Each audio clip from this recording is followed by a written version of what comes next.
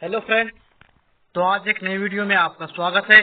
तो आज की इस वीडियो में हम वैज्ञानिक प्रबंधन का सिद्धांत के बारे में जानने का प्रयास करेंगे, जो कि एफ.डब्ल्यू. टेलर के द्वारा यह वैज्ञानिक प्रबंधन का सिद्धांत दिया गया है और यह पॉलिटिकल साइंस का बहुत ही इम्पोर्टेंट टॉपिक है। तो चलिए स्टार्ट करते हैं इस वीडियो को बिना देरी किए हुए। तो जो भी इस चैनल में नए होंगे वो इस चैनल को सब्सक्राइब करके बेल आइकन जरूर दबा दें, ताकि ऐसे ही आने वाली वीडियो आपको तुरंत से तुरंत मिल सके। तो चलिए स्टार्ट करते हैं इस वीडियो को बिना देरी किए हुए। तो क्वेश्चन में पूछ सकता है कि वैज्ञानिक प्रबंधन सिद्धांत की विवेचना कीजिए। तो सबसे पहले वैज्ञानिक प्रबंधन दृष्टिकोण का डेफिनेशन देना है या परिभाषा। तो इसमें वैज्ञानिक प्रबंधन दृष्टिकोण के संदर्भ में यह यांत्रिक परिवर्तन के शुरुआती चरणों में आया। इसने आधुनिक संस्कृति की समस्याओं के भाग को संबोधित करने का प्रयास किया। यांत्रिक समुदाय की मूलभूत चिंताएं उत्पादकता में सुधार, लाभ लेने हेतु सृजन के कम खर्चे थे। यह दो लंबी प्रक्रियाओं द्वारा पूर्ण हुए, इसलिए यह मानवीय नवीनता के रूप में पहचाने गए। यतः इन्होंने श्रमिकों के प्रभावी प्रबंधन के लिए अग्रणी कार्य किए। दूसरा कार्य था कि नए बाजारों का विकास करना। टेलर ने इसे समकालीन संस्कृति से जोड़ने का प्रयास किया। अब से यह वैज्ञानिक पद्धतियों का अधिक बल देता है।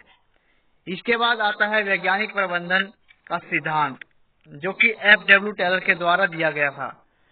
तो इसमें टेलर ने अपने वैज्ञानिक प्रबंध के सिद्धांत में 4 प्रमुख सिद्धांत को रखा, जिसमें उन्होंने किसी भी संगठन के उत्पादन में बढ़ोतरी को महत्वपूर्ण माना, जो कि निम्न प्रकार से है। पहला, विभिन्न प्रबंधन कार्य में वैज्ञानिक दृष्टिकोण का विकास। दूसरा, कार्य का कठोर वर्गीकरण एवं सतत प्रशिक्षण व्यवस्था। और तीसरा है वैज्ञानिक दृष्टिकोण एवं तर्कसंगत रूप से चयनित कार्यबल का मिश्रण। और चौथा है मालिक व श्रमिकों के दायित्व का निर्धारण। तो इसमें सबसे पहले आता है कार्य का विज्ञान व विकास। तो टेलर ने यह ध्यान दिया कि वैज्ञानिक दृष्टिकोण के लिए कार्यबल आवश्यक है। उन्होंने माना कि एक कार्य को करने का उचित रूप से तरीका व्यवस्थित अवलोकन द्वारा संभव है। उन्होंने पुराने अंगूठे के नियम को परिवर्तित करने की बात कही। इसमें इकट्ठा करना, रिकाई करना व तालिका बनाना आदि जैसे विभिन्न कार्यों का अनुभव और अंत में उन कार्यों पर आधारित नियमों का तैयार करना होता है। ये नियम वास्तविक कार्य की स्थिति पर लागू किए जाते थे। यह सुपरवाइजर के बेवजह आलोचना को समाप्त करने का काम करता है। इसके बाद वैज्ञानिक चयन व श्रमिकों के विकास। तो इसमें कार्यबल के चयन और निरंतर रूप से कार्य संस्कृति के विकास में वैज्ञानिक दृष्टिकोण का होना आवश्यक है। टेलर का मानना था कि प्रत्येक मजदूर, चाहे वह महिला हो अथवा पुरुष, उनकी स्वयं की क्षमताएं होती है। इसमें व्यवस्थित प्रशिक्षण का होना आवश्यक है। वैज्ञानिक दृष्टिकोण इस बात पर बल देता है कि उचित कार्य के लिए उचित व्यक्ति का चयन करना या होना अत्यंत ही आवश्यक है। एक उचित पर्यावरण को बनाया जाए ताकि श्रमिक नए तरीकों, उपकरणों व स्थितियों को भरपूर जोश के साथ स्वीकृत कर सके।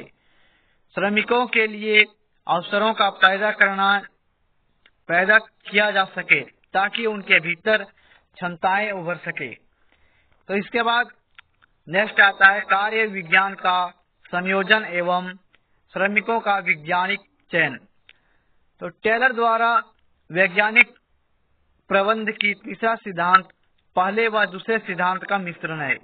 इसलिए उन्होंने इसको साथ लाने एवं कार्य विज्ञान में वैज्ञानिक चयन करने तथा कार्यबल के विकास पर जोर दिया।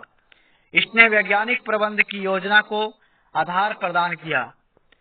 इसके बाद नेक्स्ट आता है श्रमिक एवं प्रबंधन उत्तरदायित्व का बंटवारा।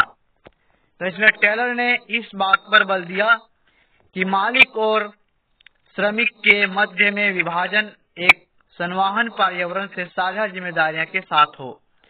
प्रचलित अभ्यासों में संगठन में उत्पन्न हुई किसी भी समस्या की उत्पत्ति में श्रमिकों का ही दोष दिया जाता था। अतः टेलर ने इन दोनों के मध्य समान उत्तरदायित्व के विभाजन को महत्वता दी, जो कि एक भाग के अधिक भार को कम करने में मदद कर सकता है। इस प्रकार की साझा जिम्मेदारियां एक चिंता मुक्त वातावरण का निर्माण करने में सहायक होती है। इसके बाद लास्ट में निष्कर्ष लिखना है। तो निष्कर्ष में लिखना है कि टेलर का वैज्ञानिक प्रबंध पहला स्पष्ट सिद्धांत होने के अलावा इसने औद्योगिक संगठनों की समस्याओं के समाधान की पेशकश की। टेलर ने इस सिद्धांत से अधिक लाभ प्राप्त हुए और यह कई संगठनों की उत्पादकता की समस्याओं को हल करने में भी सहायक सिद्ध हुआ। टेलर ही ऐसे पहले प्रशासकीय चिंतन रहे जिन्होंने विज्ञान के सिद्धांत पर दृढ़ता के साथ भरोसा किया और एक सबसे अच्छा तरीका खोज निकाला। टेलर का मानना था कि इन सिद्धांतों का प्रयोग सार्वभौमिक है तथा इसे सभी संगठनों की प्रकृति में निरपेक्ष रूप से लागू किया जा सकता है। उनका वैज्ञानिक प्रबंधन सिद्धांत मुख्य रूप से श्रमिकों की समस्या पर बल देता है। टेलर विभेदात्मक मजदूरी दर की अवधारणा, मानसिक क्रांति, काम के विज्ञान का प्रसार, मितव्ययिता, प्रभावशीलता व दक्षता इस पारंपरिक सिद्धांतों से अलग करती है। तो इस प्रकार से एफ.डब्ल्यू. टेलर के द्वारा यह वैज्ञानिक प्रबंधन सिद्धांत का विवेचना किया था और इससे पहले हमने वैज्ञानिक प्रबंधन का आलोचना और आंदोलन के बारे में चर्चा कर चुके हैं। तो उसका लिंक डिस्क्रिप्शन में दे देंगे, तो आप वहां से जाके देख सकते हो। तो जो भी इस चैनल में नए होंगे, इस चैनल को सब्सक्राइब करके बेल को जरूर दबा दें, ताकि ऐसे ही आने वाले आपको सभी वीडियो का नोटिफिकेशन पहुंच सके। और अपने दोस्तों के साथ भी ज्यादा से ज्यादा शेयर कर दें, ताकि उन्हें भी थोड़ा बहुत हेल्प मिल सके। तो चलिए फिर से मिलते हैं नेक्स्ट वीडियो में। तब तक के लिए बाय, जय हिंद, वंदे मातरम।